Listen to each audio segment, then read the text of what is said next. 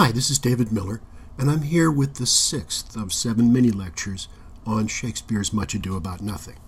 In the last couple of videos in this series, we'll look at one more piece of comic prose from the play. This time, though, we'll take a less striking passage, a bit of dialogue that's more typical than exceptional.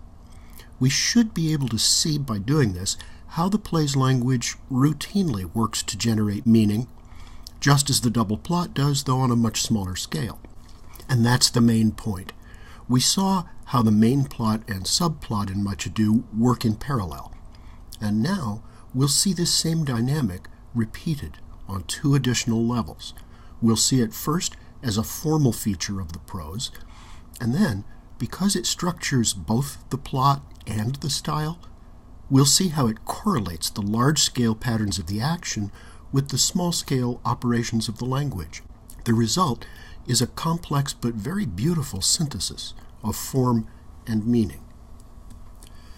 The passage we'll consider is one I quoted from briefly last time in describing the Code of Military Honor. It runs from lines 7 through 24 of the opening scene, and we'll approach it as a microcosm of the play's overall structure. That structure, you recall, pairs two familiar story types, the virtuous lady accused and the scorners of love fall in love. Because each of these stories is also about pairing, about the way characters join together and split apart in marriage and in the network of kinship and alliance, this pattern becomes a central theme of the play as well as its most obvious formal feature. We saw a nice example of this near the end of the last video in Act 1, Scene 3. You remember what I said about the imagery of pairing in that scene. Tricky patterns of coupling and separating seem to be at once the form and the content of the play. So let's see now how such patterns play themselves out on the level of sentence structure, as the movements of the characters are mirrored on a much smaller scale by the movements of words and phrases. Here are the first 9 lines of the play. In both its syntax and its semantics, that is, in both form and meaning, the passage is governed by patterns of doubling, joining, and parallelism. I said we'd start with line 7, "A victory is twice itself when the achiever brings home full numbers." This means that a victory achieved without loss of life is twice as great. But this particular way of putting it also suggests that the victory is itself twice, as if it were itself once, and then itself again, a second time. Where else in the play do we see doubling follow this pattern, in which something becomes itself by doubling itself, repeating what it already was? "And when I lived, I was your other wife, and when you loved, you were my other husband." Another hero! The first line in our passage offers a motto for the central event in the play. The heroine's symbolic death and rebirth, achieved without loss of life, enacts a strange sort of victory, one in which hero can become herself only by doubling herself. So, too, the wedding, the comic plot's equivalent of victory, if wedding is to wooing as victory is to war, it can't take place at all until it happens for the second time. Leonardo reads in the letter he has received that Don Pedro hath bestowed much honor on a young Florentine called Claudio. As we saw in the last video, this casual observation introduces the system of shame and honor that governs the social world of the play, and it suggests the paths along which shame and honor travel among men. The messenger's reply begins an extended pattern of parallelism on the level of syntax. Let's start with the first line, "Much deserved on his part and equally remembered by Don Pedro." Notice how the alliteration of part and Pedro works along with the syntax to mark the balance and symmetry of the construction. Each clause contains an adverb, much, equally, followed by the past participle of the verb it modifies, deserved, remembered, and then by a prepositional phrase, indicating the agent who performs the action described by the verb.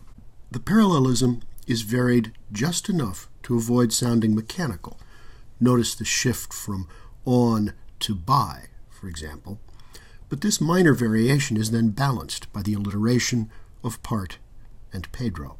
The formal symmetry of the line reinforces its meaning, emphasizing the perfect fit between merit and recognition. Contrast the repeated pattern of error and misnoting in the plot overture, as well as the central action of the main plot in which Hero is slandered. The honor she deserves will not be equally remembered by Don Pedro. It's no accident that this opening dialogue features a messenger. As a matter of fact, we'll see another one in the play's final lines. In between, the play itself will be all about messages, about true and false reports. Here at the beginning, report, or the representation of merit, has not yet disrupted the perfect match between merit and recognition, or noting.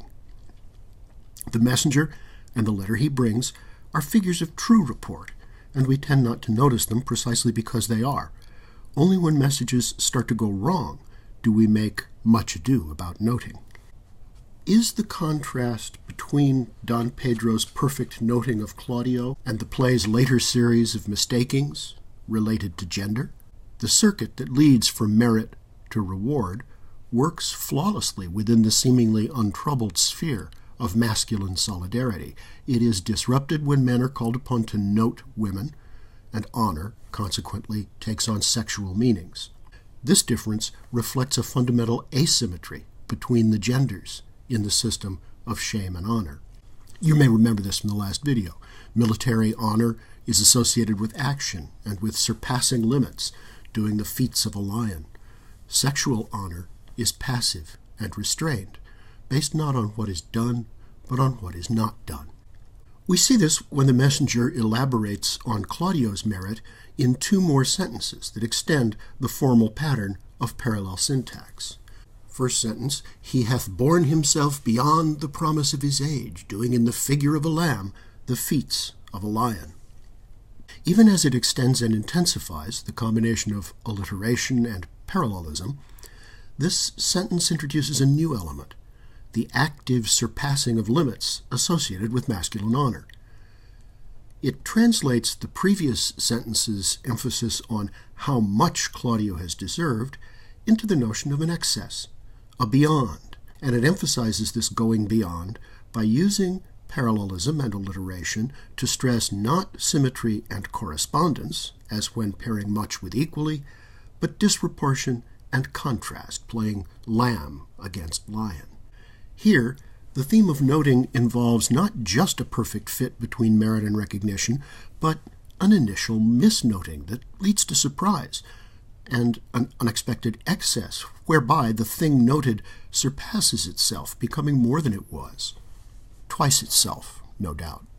This miniature narrative anticipates a happy ending, in which noting corrects its initial error by recognizing how far performance has exceeded promise. Such a recognition would restore the symmetry set up in the preceding sentence. The following sentence intensifies the motif of repetition, transforming the phrase twice itself into a formal pattern wherein words and phrases become literally twice themselves. But the sentence also links this pattern of repetition to the idea of excess, the beyond of masculine honor. So it begins by repeating the sentence before, he hath, but then adds indeed, a marker of emphasis that turns repetition into a going beyond. In this way, the second he hath mimics, in its own movement, the career of the self-surpassing Claudio. As further repetitions pile up, they vary in form and significance. Better, an adverb, turns into a past tense verb when repeated, while expectation, a noun, becomes a verb in the present tense. Through these repetitions with a difference, the sentence describes the pattern of error and surprise by which noting corrected itself in the previous sentence, bettering expectation. Predictably, though, it also extends and transforms the pattern in which recognition corrects expectation. Like everything else in the passage, this pattern, too, becomes twice itself. Its repetitions pile up just at the point where the messenger adds himself to the message, locating himself and his report within the pattern of excess he is trying to describe. What the repetitions say then is that Claudio has surpassed not only expectation but also report, which now falls short of expectation as much as Claudio has exceeded it. The result of this pattern is that the messenger cannot adequately report Claudio's merit after all. Instead, he can only report his inability to report it.